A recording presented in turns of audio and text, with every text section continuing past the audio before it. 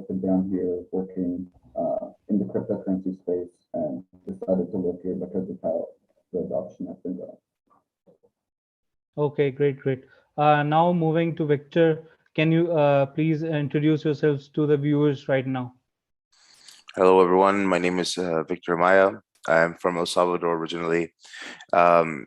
I have been working with blockchain, developing trading systems, blockchain connections for the past few years. We've been developing a solution called SugarFunge that looks to help power private economies on the blockchain. My experiences is as an operations engineer and blockchain architecture designer, and yeah.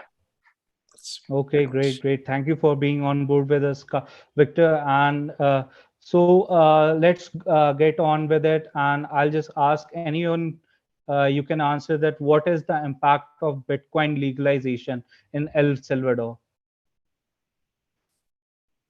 Oh, that's for me?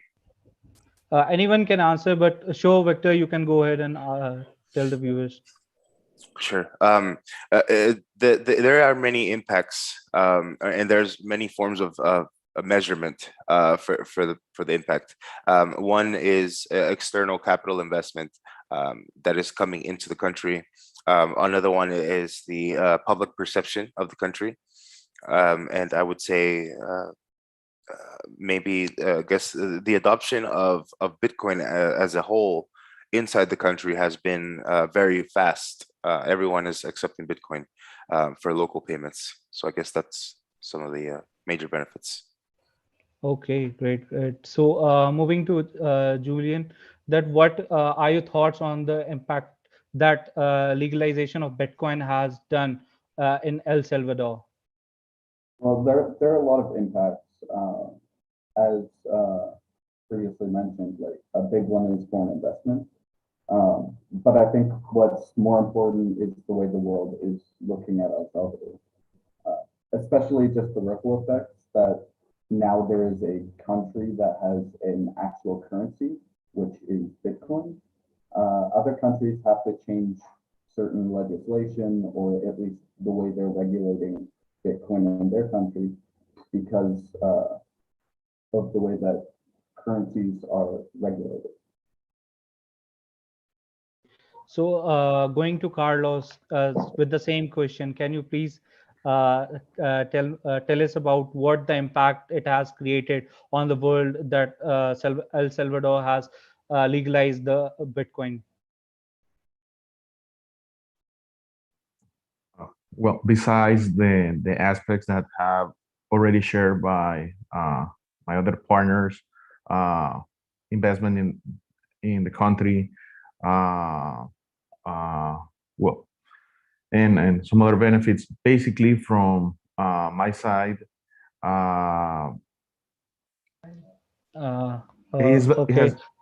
it has been possible for more than 4 million Salvadorans to have the opportunity at first hand to get in touch with digital money, okay, have a resource, have a tool for receive payments immediately, for have funds they can use it in well, spend it in a lot of stores here in the country. The $30 that the government, the airdrop, they work on it. Basically, give the opportunity of a lot of people firsthand to also go and have an interaction with an ATM. Okay, that is like the first, maybe the first time they use it, and it's like the first step to start and understanding a little bit about buying and selling their crypto, in this case Bitcoin. And for me, that's basically it. People that have never used a digital wallet, right now they have a whole world in their hand of a lot of options to make bill payments, receive money, remittances, etc., etc. Okay, so the people of El Salvador has like some kind of interaction or with the Bitcoin. That's what you are saying, Carlos. Yes, they have learned terms that regularly you take time to begin to interact with, like uh, blockchain, volatility, Bitcoin wallet, exchange, other type of cryptos, etc. That this rollout, yeah, there are a lot of opinions of how was made, that it was mandatory, that maybe it should have been consulted with different social sectors, etc., etc. But nevertheless, that's the way it was done. Okay, it's already in developing, and a lot of people is using it. Okay, a lot of people. Okay, great, great. That is great that we have accomplished this much in such a short time as compared to other things which we are doing right now. So moving on to Victor once again, and I'll ask about that. What are the Bitcoin bonds? What are they in the layman's term? Sure. So in order for a country to receive investment, they generally do it in the form of bonds, right? So recently, the government has announced that they would be issuing a $1 billion bond for being able to raise capital investment at a 6% payback fee, right?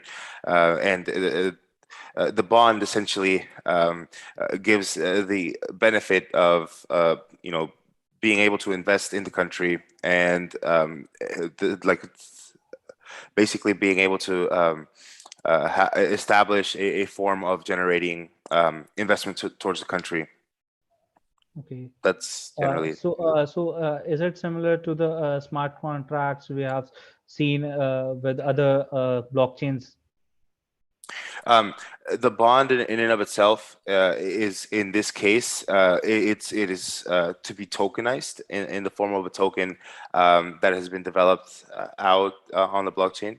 And basically what it withstands is a series of rules that allows for a payback of within about 4 to 5 years. And part of the funds would be used for the development of an actual city called Bitcoin. And then another part of the funds would be used to continue investing in crypto. And the vision here is for crypto, or for Bitcoin, to be worth $1 billion, $1 million within a 5 to 10 year period. Okay, okay, that is great. So moving on to Julian, that what will the bonds will benefit the people of El Salvador or any other parts of who are looking to legalize and adopt the Bitcoin for their exchanges, for their retail market? Well, what's interesting about the Bitcoin bond right now is, the 6.5% annualized return and the 50% of potential profits being paid out to investors. That's fairly attractive, and it's also taking a little bit of risk away from the fluctuation of Bitcoin.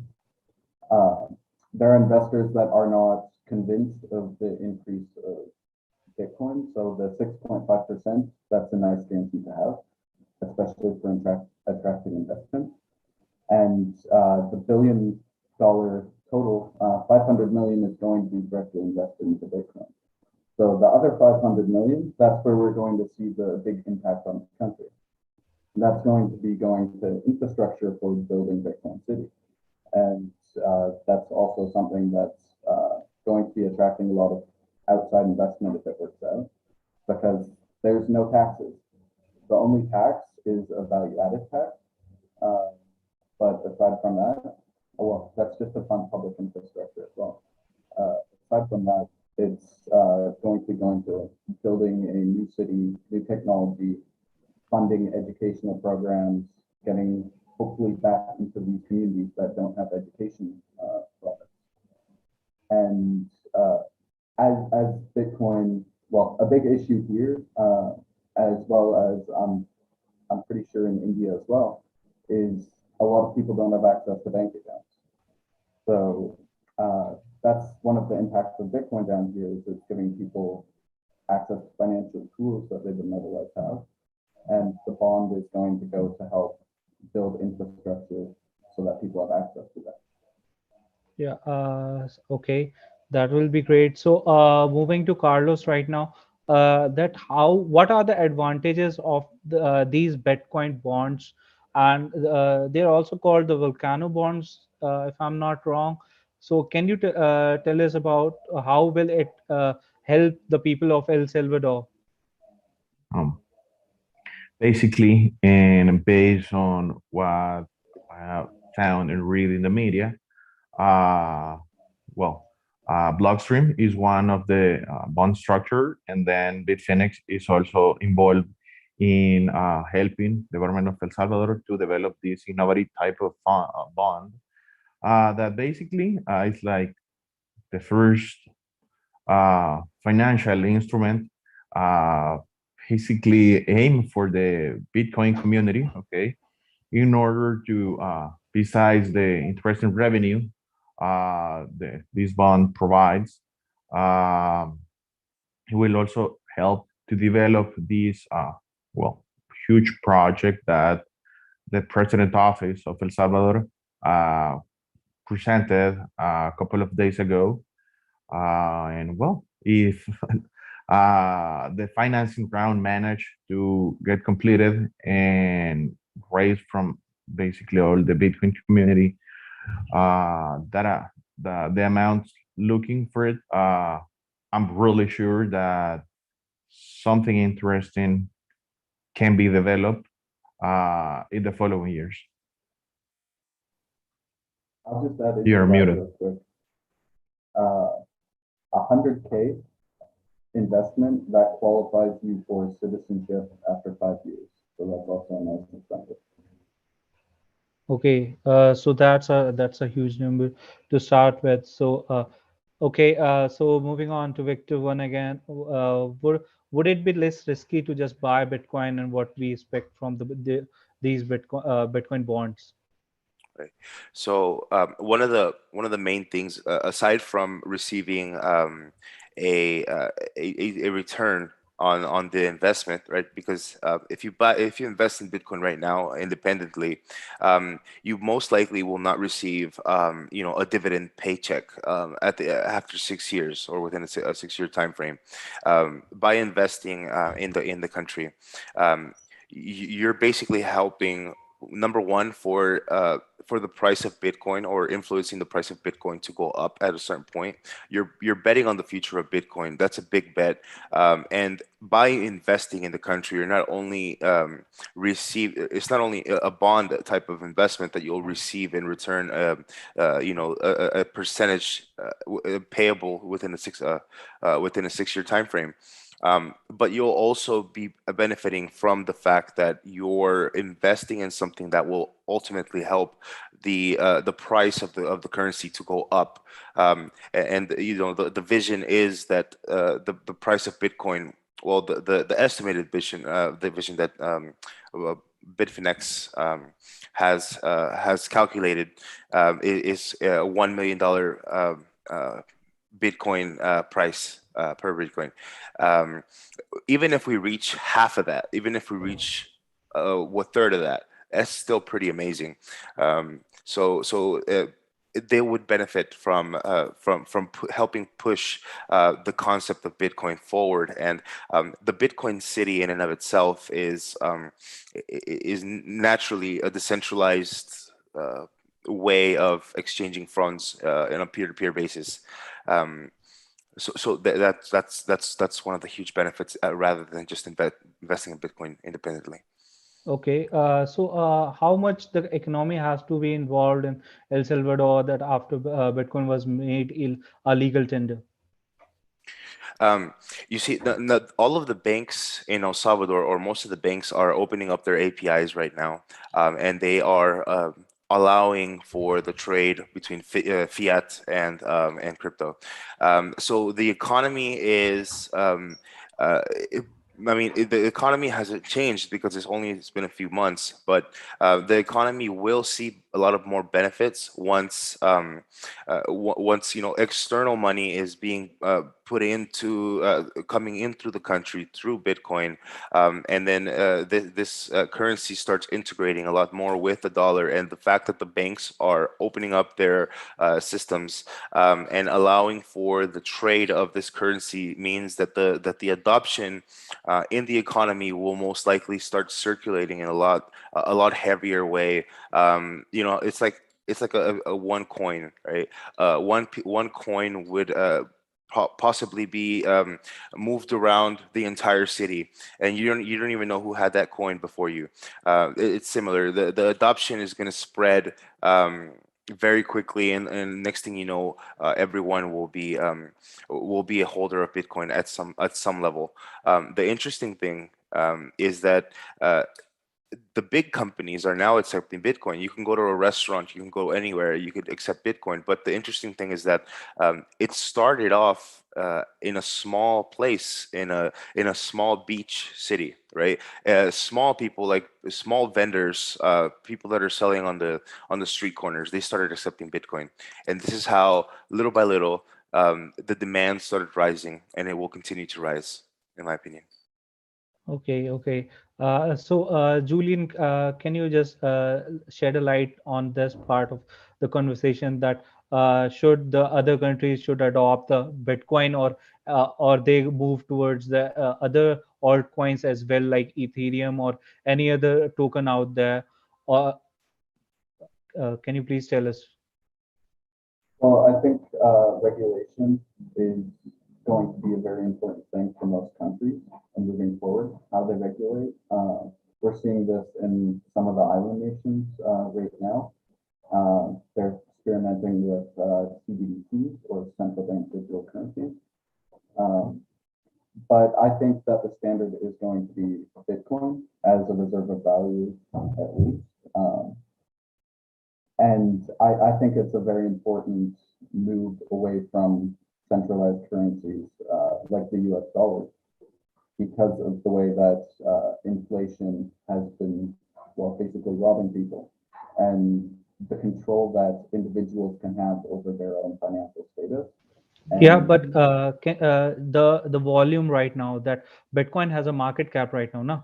So so won't it affect the circulation or the population, which like the countries which have higher density population right now, like India and other countries in Asia, which have denser population, won't it be a problem when they try to adopt this kind of cryptocurrency, which has a market cap of like 21 million right now? well, I'm pretty sure the market cap of Bitcoin is over 8 trillion at this point, but the total capital, or the total amount of coins in circulation being 21 million is not a giant issue, because it is being able to be denominated in Satoshi. So you can break down smaller increments. And what we're seeing in El Salvador is most of the payments, they're not on the actual first layer blockchain. They're being handled over what's called a secondary solution, which is Lightning Network. So these payments are able to be processed in, or quicker and in higher volumes than the blockchain could normally facilitate. And that makes transactions much easier for, well, populations or increased size populations, because all you have to do is set up certain nodes. Okay, that will be a thing to watch out for the higher density population right now. Moving to Carlos, I would like to ask you that what are your thoughts on this uh, type of questions, that the density of a country can you know uh, distribute and disturb the actual distribution of the coins, and what have they have thought, what are your legal opinions on this as well? Well, let me see if I understand correctly. Basically, it's like the ratio between market cap of, in this case, Bitcoin, and being deployed as a payment way that has a high density population. How much can be that affected, right? Yeah, Yes. how much? Yeah, Okay. yeah. How much it will affect the adoption? Basically, from the economic point of view, honestly, I wouldn't be like the best person to provide an accurate answer on that.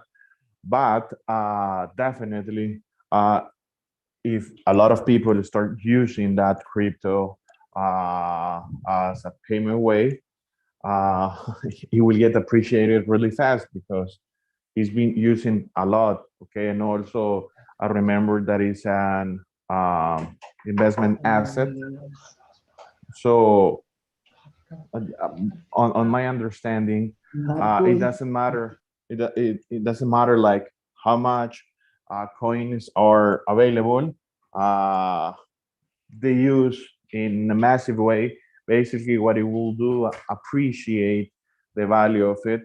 So I think at the end of the day, yes, like the first stage will be a daily use payment way. But if its value keep rising, uh, I think it will become ultimately as an basically a merely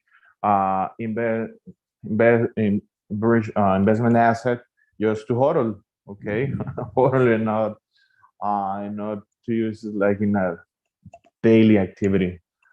Maybe some other derivatives like Bitcoin Cash or I don't know, some other, let's say, Ethereum, subcoin. let's say Ethereum. Yeah. That is Oh, one of the well, popular right now. yes, yes, and yeah, we can also, I don't know, include the token of Solana, etc. But Yeah. in the way that certain cryptos keep getting their amount price, I think that the community, I don't know, will start to hodl on it and then create other coins based on that index. Okay, so on the legal note, can you just tell us that you have been seeing the adoption, the legalization of the crypto of the Bitcoin there on in El Salvador. So, what are your opinion for other countries like India, for example, what they should do to adopt the Bitcoin much faster than any other? For example, India is, I don't know the stats of your financial inclusion in the economy. I know that, yeah, there's a huge amount of population, but also there are a big amount of tools for in order to generate financial inclusion. Okay, send remittances, money orders, bill payments, etc., etc. So even though I don't know also how much is the internet penetration in the country, but I think it's something well developed. So from my point of view, uh, let's say imagine in India, creating or set up Bitcoin as or another crypto as a legal tender.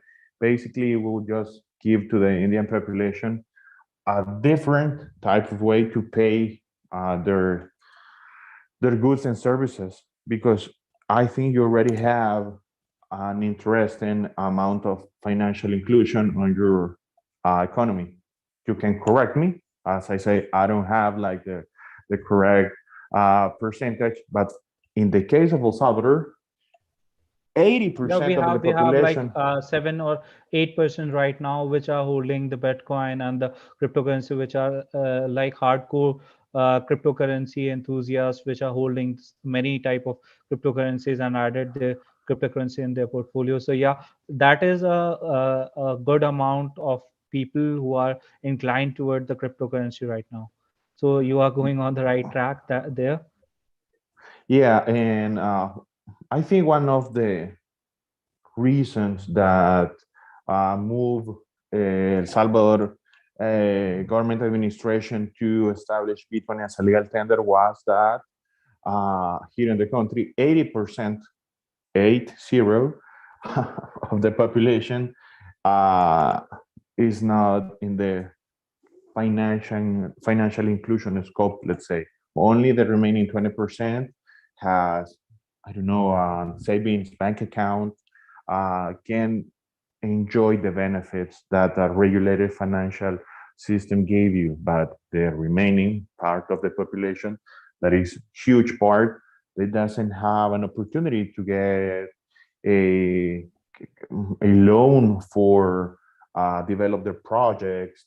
There's not even a saving accounts, because the local economy is it gives you a hard possibility to save, but at least try to give you a mean to send and receive funds in a cheaper way, remittances, etc., etc. So developing a Chivo wallet and setting up Bitcoin as a legal tender basically help an important part of the population to get in a certain way financially included. Okay. So we have to get as many assets or as many tools in our power to get with it towards the adoption. So okay. So moving on to Victor, we have a question for you from our audience. That is, Bitcoin City by El Salvador is an initiative toward green or ecological mining, right? So what are your thoughts regarding that and how it's been implemented? That is Bitcoin mining by harvesting power of the volcano. That is like fascinating sci-fi stuff going on right there. Yeah, it's pretty great because around the world you can see so much innovation and so much progress in terms of all types of interesting technologies. Harvesting energy from a volcano or harvesting green energy in and of itself is a great source of being able to power all of these high energy consumption production activities, right? In the case of Bitcoin mining, one of the founders of SpaceX, Elon Musk, was recently had made a tweet about his concerns on the amount of energy that is being produced by mining Bitcoin, and that was one of the causes for the price of Bitcoin to go down. Now, El Salvador, which is otherwise known as the land of the volcanoes, is looking to utilize or reutilize this energy source so that we can power entire cities, or we can power entire Bitcoin mining farms, and that generates in and of itself wealth for the country. But essentially, ecological mining is the only way to move forward. Green energy is the only way to move forward in the world, in my opinion. Eventually, other countries will have to start adopting green energy because our fossil fuels are limited, and the only way that we can actually survive would be through green energy. So the sooner we can obtain that clean energy and use it on a day-to-day basis to power our cities, our countries. Can you go a little bit of technical and tell us that how it will go, or what will be the idea behind that, that how it will harness the power of volcano? Right. So I'm not exactly I'm not 100% on the technical side in regards to how the extraction works at the volcano. What I do know is that there's a lot of heat-powered geothermal energy that is extracted and then converted into energy and stored in large plants and storages that process the energy and then distribute it. So in this particular case, they would harness the geothermal energy, and then basically use have a power plant where that is converted into clean energy, and then that power plant would be stored closely to the actual Bitcoin city. So the Bitcoin city would be located on the further west side of, or sorry, further east side, northern east side of the country. So it would be right on the coast.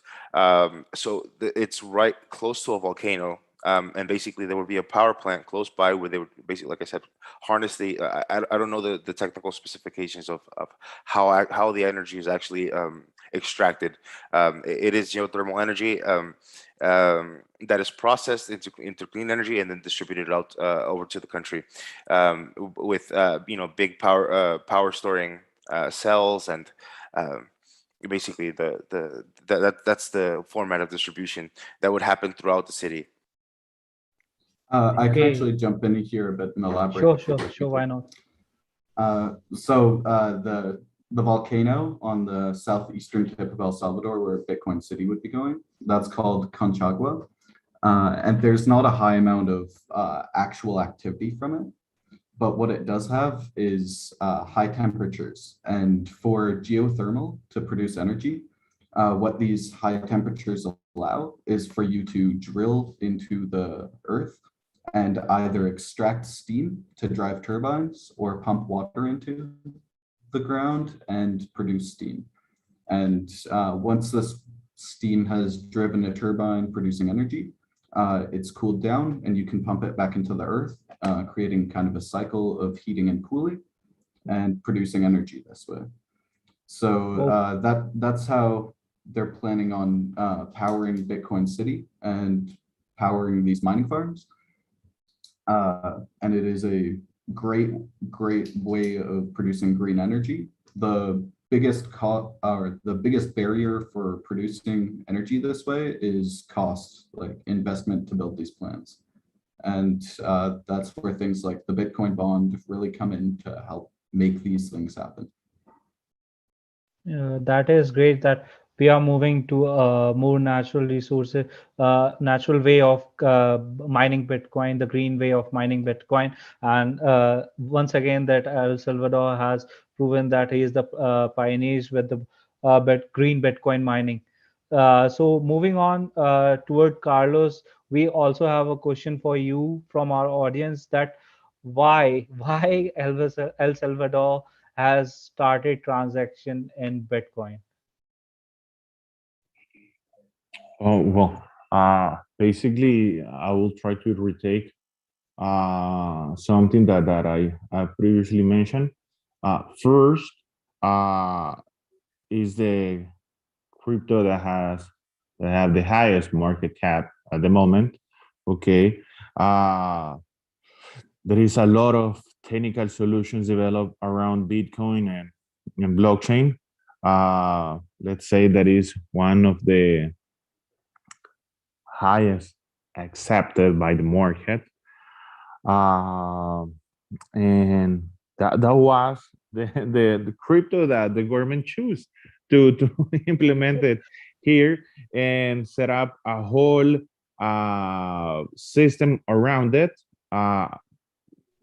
from a wallet, passing through interesting network of ATMs alongside of El Salvador. So the people that have never maybe entered to a bank branch or bank office easily have a way to interact with fiat, and in this case Bitcoin, okay, selling them and purchasing it, and also having their first opportunity using a digital wallet for storing their values. But at the end of the day, like, why the government decide to adopt or implement Bitcoin as a legal tender? My opinion, I think, because it has like the highest market attractive, highest market cap, and is crypto that started everything. Okay, this type of this decentralized system, and I'm really sure that other cryptos, I don't know, will be added to the portfolio in order to create more wealth for the part of the Salvador economic population that decides to use it in their daily activities. Okay, okay. So we can look forward, the people of El Salvador can look forward to getting more and more crypto assets to be added in the future as well. So for now, I would request all of you to just tell about the projects you are currently working. Like Victor, you have the SugarFunge with you. So can you tell me about what it is and how it is helping the scene of crypto right now? Sure. So in the world of blockchain generally right now, we're seeing the high adoption of NFTs, and NFTs as a traditional collectibles in the form of artwork. But there is so much more that we can use as NFTs. There is so much more things that we can do to power or to use to enhance the power of NFTs in the World Wide Web, right? The initiative of Web3 is to decentralize the internet, or to create decentralization so that people can have more power or more control over their actual belongings or their items. So SugarFunge is born with the idea of being able to provide companies or projects with the necessary tool set or the necessary infrastructure on the blockchain so that they can power their privately owned economies on the blockchain. Using NFTs to develop business logic, we've created a powerful exchange engine that can simulate economies and create an economic simulation in real time, so that people can power games, apps, and different things. SugarFunge is built using Substrate, which is the core technology that is used to power the Polkadot ecosystem. So we have the support from these great guys over at Polkadot or over at Parity, so that we can basically continue enhancing and creating connections between other blockchains, so that in nature all of our assets, whether it be fungible or non-fungible assets, are interoperable between each other and between networks. Say, for example, we have the ability to transact with wallets between Bitcoin, BCH, all of the Ethereum family, and basically also interact and create smart contracts, create custom governance tools, create consensus algorithms for the incentivization of the community, and create custom tokenomics. That's kind of the way that a private economy works, and you can find more information over at sugarfunge.com. That is great that you are moving to the metaverse right now. The metaverse is like one of the hottest topic right now, and you are working with Yes. that. So basically, SugarFunge can help power the metaverse through the incentivization of NFTs and private economies and stuff like that. So we are the blockchain side of the metaverse. Okay, the technical part there Yeah. for you guys. Okay, moving to Julian, can you just tell us about the integrative solutions that what we are they are working, what you guys are working on? Yeah, well, we recently started Integrative Solutions as pretty much a connection between the blockchain industry and companies here. And we're providing pretty much consulting, liaising, a little bit of direction, and working with companies to bring them down to El Salvador, connect them with companies here. Maybe let's say a coffee plantation in El Salvador needs or could benefit from going on chain and utilizing blockchain to track production to distribution. We will work with them to make sure that they get in contact with a decent provider of this blockchain, decent developers, and build a system that works for them and works for the people on the ground here. And then we work with for example, a payment processor from Canada that we're bringing down and working to distribute down in El Salvador and across Central America. Pretty much just looking towards projects that we can help facilitate for the future, such as geothermal power plants, for example, or one of the things we're looking into is solar power with battery banks and setting up mining farms utilizing that because there's a less or lower cost barrier to build these plants. So we're pretty much just looking for solutions that we can integrate to help build the infrastructure of this country a bit. That is great. That is great that you are moving towards the green energy alternatives for the power supply and all. So before closing, I'll ask Carlos as well that what is ASAFINTECH, and can you tell us about a little bit about the ASAFINTECH? Okay, basically, El Salvador Fintech Association, and like also I've been kind of the person delegated for that work, is trying to bring investment to the country. Okay, we are in a lot of cases the point of entry to El Salvador with some companies that have been setting up here, ATM operators, payment processors, software development companies, KYC solutions, companies that work on the OTC market, buy, sell, and trade crypto.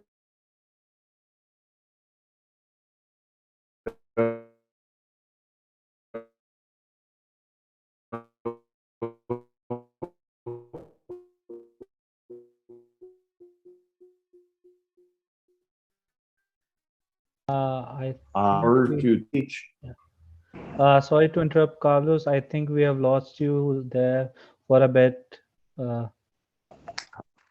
Basically, what are different sectors of the economy to learn about the benefits of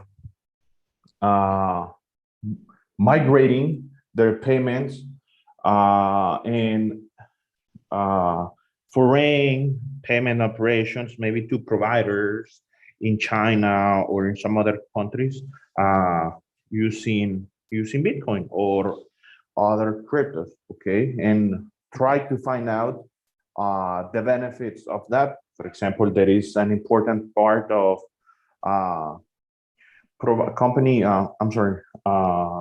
products provider from China that work with different business groups in El Salvador, that they prefer their payments once that there is a company that can help them with that to receive their payments in USDT. Okay, and also there is maybe a small discount on the tax part, so for the China providers, so that discount is also trespass to the prices of our manufacturers here in the country in El Salvador. So even though 10% they can save on their purchase, is a 10% that they can bring it here, or I don't know, try to mitigate the highest values of the shipping costs that right now, you know, is a worldwide crisis. And well, try to show all the benefit that these new payment methods in El Salvador have for the private sector, that is the one that basically moves the economic of this country. Okay, great. Well, so we have great projects with us from Victor, from Carlos, from Julian. You have learned. So thank you guys for joining us today, and thank you my esteemed panelists to joining us and telling us what's going on with the El Salvador and the Bitcoin adoption. And I hope that my country can also be a part of this adoption as well. So guys, thank you again, and I'll see you in the next one. Thank you. Have a great day. Bye everyone. To you too, guys. Thank you.